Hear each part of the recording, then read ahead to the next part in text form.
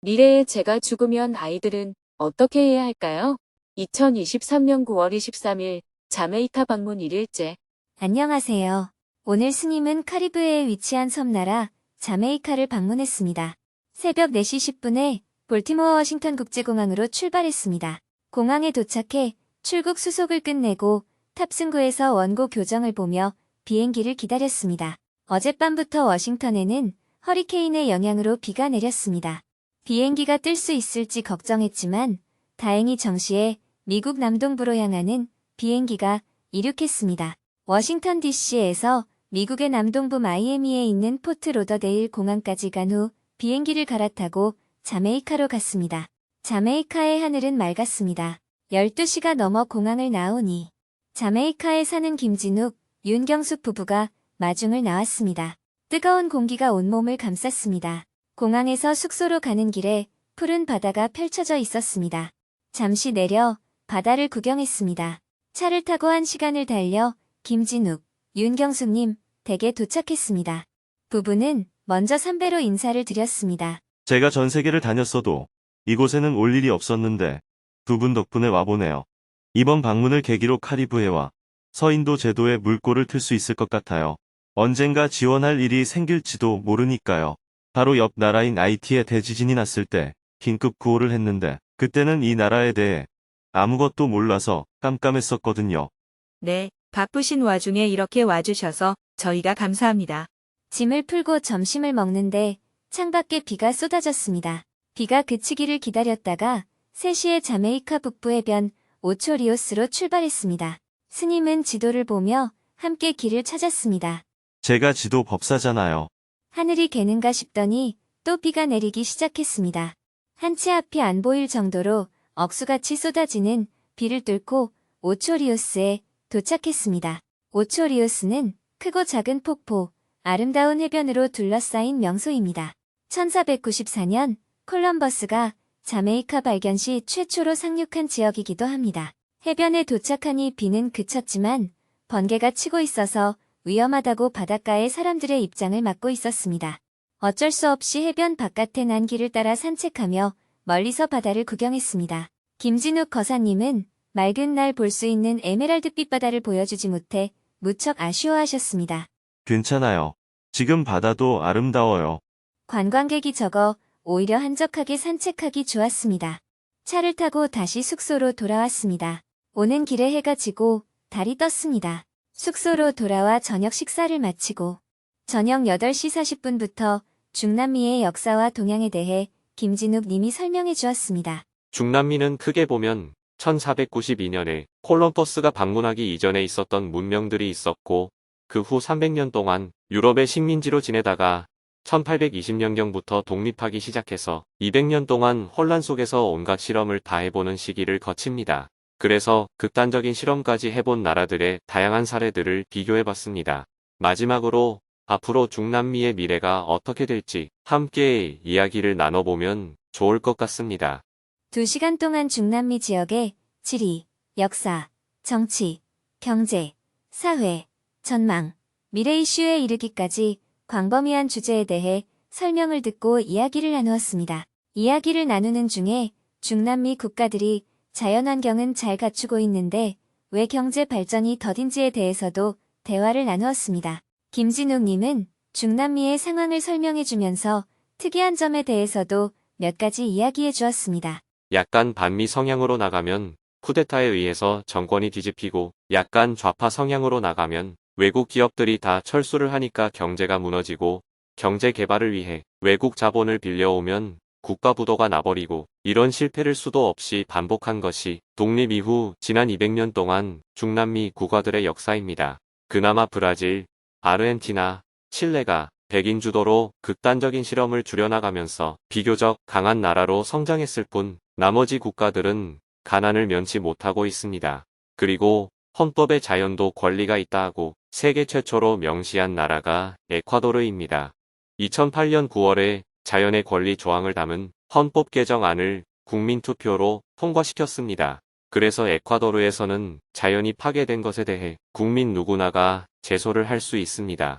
인간들 사이의 재산권 침해가 아니더라도 자연을 해친 것에 대해서도 죄로 판결 내릴 수 있다는 조항을 헌법에 명시한 거죠.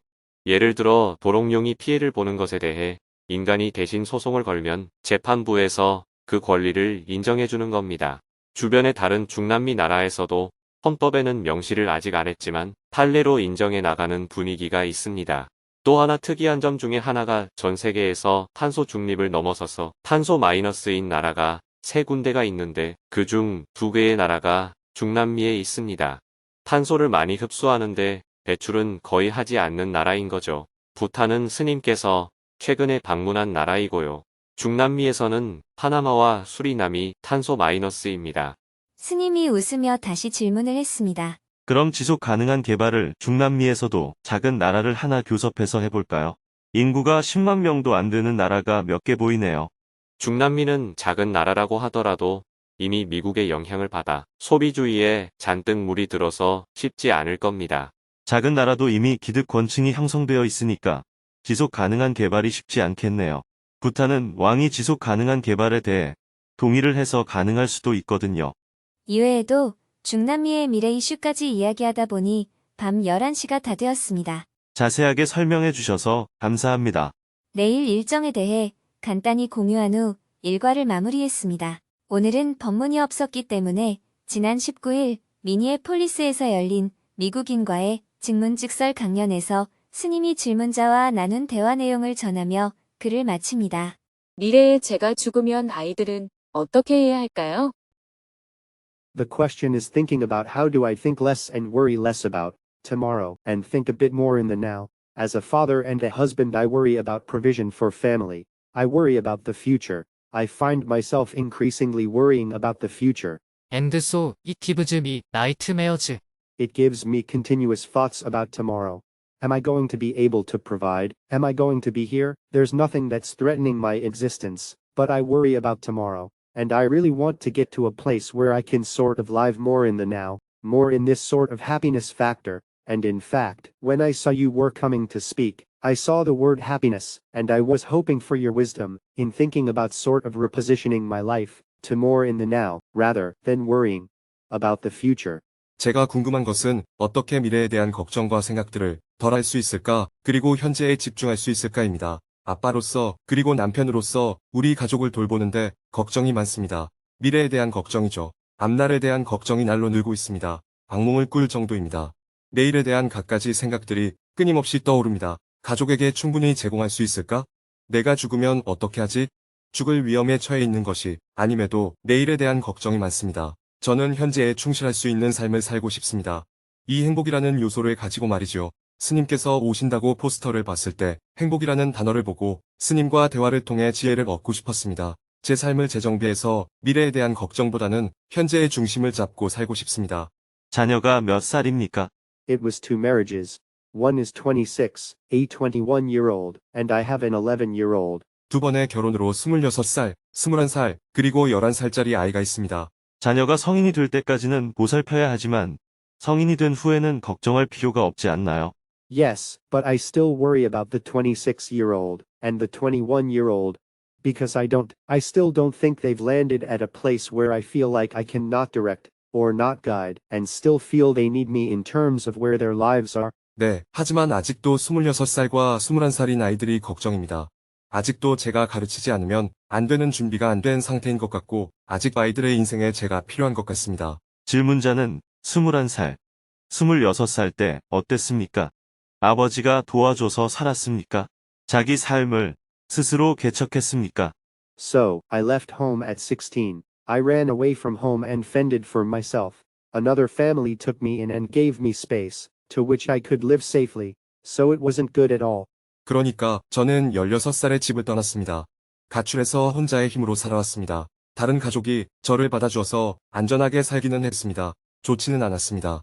질문자가 그랬던 것처럼 자녀들도 인생의 여러 어려움을 겪고 경험을 하면서 점점 자기 인생의 주인이 되는 과정이 필요합니다. 자녀가 성인이 되었는데도 그들을 걱정하는 이유는 아직 어린아이 취급을 하고 있기 때문입니다. 그렇게 되면 부모는 자녀 때문에 죽을 때까지 무거운 짐을 져야 합니다. 그리고 자녀들은 성인이 되었는데도 부모의 잔소리를 들어야 합니다. 이것은 서로를 괴롭히는 일입니다. 자연의 세계를 한번 보십시오. 어미새는 새끼가 어릴 때는 먹이를 입 안에 넣어줍니다. 새끼가 점점 자라면 어미새는 벌레를 물고 와서 입에 넣어주지 않고 그냥 자기 입에 물고 있습니다. 새끼들이 배고프다고 아우성을 쳐도 주지 않습니다. 결국 그들은 몸을 움직여서 어미 입에 있는 벌레를 빼앗아 먹습니다. 이때 새끼들의 크기가 달라집니다. 일부는 둥지에서 떨어져 죽기도 합니다. 어미새는 왜 이렇게 할까요? 그것은 새끼에게 자립심을 심어주기 위해서입니다. 그래서 새끼가 다 자라면 날아가게 합니다. 어미새는 더 이상 새끼를 걱정하지 않습니다. 새끼도 더 이상 어미새를 따라다니지 않습니다. 성체가 되면 개별체로서 각각의 생명을 유지해 나갑니다. 여기에는 부모와 자식 간에 어떠한 갈등도 없습니다. 부모가 과다한 책임을 지지 않아도 되고 자녀는 잔소리를 듣지 않아도 됩니다. 우리는 이것을 참고할 필요가 있습니다. 그래서 질문자가 조금 더 자녀를 존중하는 마음을 가지면 좋겠습니다. 그들도 나처럼 한 사람의 성인으로서 충분히 살아갈 수 있다 하고 생각해야 합니다. 물론 자녀들은 경험이 부족하기 때문에 처음부터 부모만큼 살 수는 없을 겁니다. 그러나 시간이 흐르면 그들은 부모 이상으로 잘 살아갈 수 있습니다. 걱정이라는 정신적인 작용에 대해서 말씀드리겠습니다. 우리가 어떤 영화를 본다고 합시다. 처음에는 화면에 아무것도 없었습니다. 그러다가 화면이 나타납니다. 사람이 죽기도 하고 헤어지기도 합니다. 우리는 그 장면을 보고 두려움도 느끼고 슬픔도 느낍니다. 화면을 한번 꺼봅시다. 아무 일도 없습니다. 그런데 왜 우리는 눈물을 흘리고 두려움을 느낄까요? 아무 일도 일어나지 않았는데 말이죠. 그 이유는 영화에 집중해 있는 동안 우리의 뇌는 그것이 지금 일어나고 있는 일로 착각하기 때문입니다. 그래서 두려움과 슬픔 같은 갖가지 감정이 생겨나는 것입니다. 질문자가 미래에 내가 죽으면 아이들은 어떡하나? 이런 생각을 하는 것은 스스로 머릿속에서 영상을 트는 것과 같습니다. 그 순간 질문자의 뇌는 그 일이 지금 일어난 것으로 착각을 합니다. 그래서 근심과 걱정이 일어납니다. 보통 미래의 일을 앞서 생각하면 주로 근심과 걱정이 일어나게 됩니다. 지나간 과거의 기억을 생각하면 주로 괴로움과 분노가 일어나게 됩니다. 이것은 다 뇌의 작용입니다. 그래서 지금 여기에 집중하라는 것입니다. 지금 아무 일도 없지 않습니까? The parent piece of the older children, how do you break that, in terms that release of them that you're describing, this idea of removal, let them fend for themselves, let them get on with it, how do you break that if you have, if you feel you're too connected, or too close, how do you break the pattern that may be existing? 큰 아이들에게 있어서 부모라는 부분은 어떻게 분리할 수 있을까요? 스님께서 말씀하시는 대로 스스로 삶의 방향을 찾아가고 독립적일 수 있게 분리하는 방법 말입니다. 특히 아이들과 깊은 관계를 맺고 있고 아이들과 매우 가까운 편이라면 어떻게 분리하죠? 이미 존재하는 이 반복적인 관계를 끊을 수 있을까요? 질문자는 지금 자녀가 성인이 되었는데도 어릴 때 보살피던 습관이 계속 남아있는 겁니다. 이것은 사고의 습관일 뿐입니다. 이것을 집착이라고 말합니다. 예를 들어서 설명해 볼게요. 겨울입니다. 아이가 방 안에 있습니다. 아이를 따뜻하게 하기 위해서 장작 10개를 뗐습니다. 봄이 되면 그것을 5개로 줄여야 합니다. 여름이 되면 장작을 떼지 않아야 합니다. 이것이 자연스러운 일입니다. 그런데 겨울에 불을 오래 떼던 습관이 남아서 봄에도 계속 그렇게 불을 떼면 어떻게 될까요? 나는 아이를 위해서 불을 떼지만 아이는 더워 죽겠다고 합니다. 그런데도 부모는 나는 너를 위해서 사는데 너는 왜 그러느냐고 말하는 것입니다. 그러므로 시기에 따라 다르게 자녀를 대해야 합니다. 어릴 때는 지극한 사랑으로 돌봐주어야 합니다. 사춘기 때는 그냥 지켜보면서 그들이 시행착오를 거듭할 자유를 주어야 합니다. 그 시기에 지나친 지원을 해버리면 그들은 자립심을 키우지 못합니다. 그러면 평생 어렵게 삽니다. 성년이 되면 정을 끊어줘야 합니다. 이것이 사랑의 표현입니다. 내가 좋아한다고 사랑이 아닙니다. 무조건 도와주는 것이 사랑이 아닙니다. 그에게 진정한 도움이 되어야 사랑입니다. 성인이 된 자녀에게 경제적 지원을 하는 것이 도움은 되지만 그것은 그들의 자립심을 해칩니다. 내 감정에 치우치지 말고 아이들을 사랑하십시오. 상대에 대한 깊은 이해 없는 사랑은 폭력에 불과합니다. I thought it was amazing that you were able to connect quickly, that my anxiety was based on my children, and my own feelings about my children. It was amazing that you connected it back to own child lived experience, and how my anxieties are sort of based on what I didn't have, what I want to provide for my children.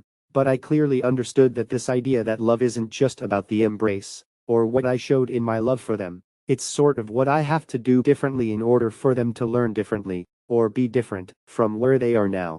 So, it's a lot more to think about in terms of how I do that, but that's a removal of myself to allow them to be more independent, and more autonomous about their own existence. 제 불안증의 핵심에는 제 아이들과 제가 아이들에게 가진 감정에서 비롯된다는 점을 바로 지적해 주셔서 감사합니다. 유년 시절에 제가 경험했던 것들을 바탕으로 제가 어릴 때 가지지 못한 것들을 지금 아이들에게 제공해주고 싶은 마음에서 불안증이 시작되었다는 것을 알아차릴 수 있었습니다. 사랑은 단순한 포용이나 보여주는 것만이 아니라는 것을 깨달을 수 있었습니다. 진정한 사랑이란 내가 앞으로 어떻게 달리할 수 있는지, 그래서 아이들도 내가 했던 것과는 다른 방향으로 배울 수 있는 기회를 주고 지금보다 발전할 수 있게 도와주는 것이라는 점을 배웠습니다. 어떻게 사랑을 표현할지에 대해 더 많이 생각해봐야 하겠습니다. 아이들 인생에 제 과거를 더 이상 투여하지 않고 아이들이 더 독립적이고 자기 존재에 대한 더 자주적인 행동을 할 수 있게 돕는 것이 아이들을 사랑하는 방법인 것 같습니다. 부모가 해야 할 정말 중요한 일은 두 가지입니다. 첫째, 아이의 자아가 형성되는 3살 때까지는 안전하게 보살펴야 합니다. 큰 소리를 치거나 화를 내서도 안 됩니다. 아이의 심리가 억압되지 않도록 해야 합니다. 자아가 안정적으로 형성되어야 그 아이의 삶에 행복을 가져올 수 있습니다. 둘째, 자립하는 사람을 만들어야 합니다. 그것은 사춘기 때 가능합니다. 사춘기 때 아이들이 겪는 시행착오를 지켜봐 주고 그것을 나의 잣대로 판단하여 야단을 쳐서는 안 됩니다. 부모로서는 자녀의 행복과 자립이 가장 중요합니다. 세상 사람이 볼 때는 돈을 많이 벌거나 지위가 높은 게 중요하겠죠. 그러나 부모는 자녀가 행복한 것이 가장 중요합니다. 그것을 잊지 마시기를 바랍니다. Thank you. Thank you very much. 감사합니다. 진심으로 감사드립니다. 내일은 오전에 자메이카의 역사 유적지 포트로열을 답사한 후 오후에는 다시 워싱턴 DC로 돌아올 예정입니다.